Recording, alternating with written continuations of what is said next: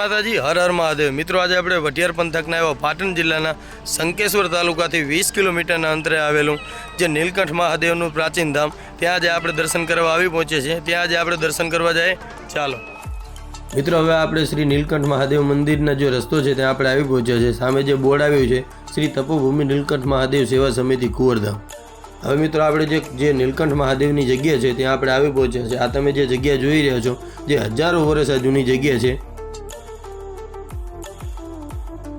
હવે મિત્રો, આપણે મહાદેવજીના મંદિરે આવી પહોંચ્યા છે। હવે આપણે નીલકંઠ મહાદેવના દર્શન કરવા જઈએ, ચાલો।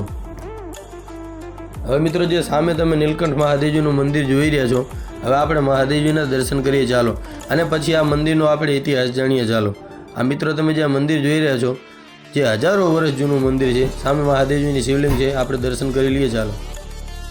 મહાદેવ મહાદેવ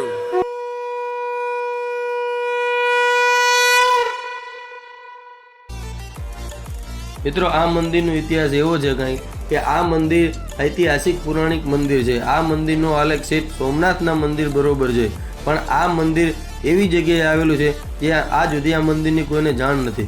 મિત્રો, આ મંદિર નીલકંઠ મહાદેવ મંદિર છે, જે કુંવરધામથી 5 કિલોમીટરના અંતરે અને પાટણ જિલ્લાના શંકેશ્વર તાલુકાથી 20 થી 22 કિલોમીટરના અંતરે આવેલ છે। મિત્રો, નીલકંઠ મહાદેવજીનું મંદિરે તમે પહેલાં કોણ કોણ આવેલો છે તો કોમેન્ટ બોક્સમાં જરૂર જણાવજો। અને આ મિત્રો, નીલકંઠ મહાદેવજીના મંદિરે શ્રાવણ મહિનામાં અહીંયા હજારોની સંખ્યામાં લોકો દર્શન કરવા આવે છે। અને મિત્રો, જે મહાદેવજીના દર્શન કરવા જે યાત્રિકો આવે છે તેમના માટે ચા નાસ્તાની વ્યવસ્થા અહીંયા અખંડ હોય છે।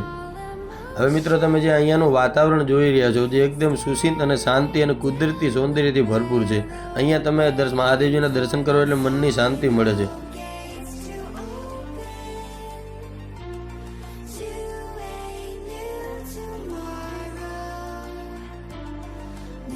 મિત્રો, તમે આપણે વિડીયોમાં જોઈ રહ્યા છો જે મહાદેવજીનું મંદિર છે। મંદિર નાનું છે પણ મહાદેવજીના પરચા મોટા છે। મિત્રો, સાચા દિલથી જે અહીંયા માનતા રાખવાથી મહાદેવજી દરેક દુઃખ અહીંયા મટાડે છે। હવે મિત્રો, જે લોકો બહારથી જે મહાદેવજીના દર્શન કરવા આવે છે તેમના માટે અહીંયા શું સુવિધા છે તે આપણે જોઈએ, ચાલો।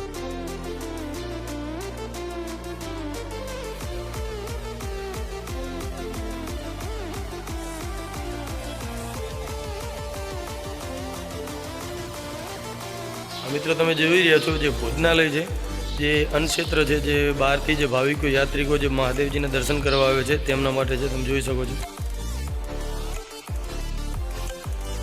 અને મિત્રો, જે યાત્રિકોને જે અહીંયા રાત રહેવી હોય એના માટે પણ સુવિધા છે, તમે જોઈ શકો છો। જે આખો હોલ છે જે અત્યારે નવો બની રહ્યો છે। મિત્રો, આવો જ વિડીયો જોવા માટે અમારી ચેનલને સબસ્ક્રાઈબ કરો અને વિડીયોને વધુમાં વધુ શેર કરો। જય માતાજી, હર હર મહાદેવ।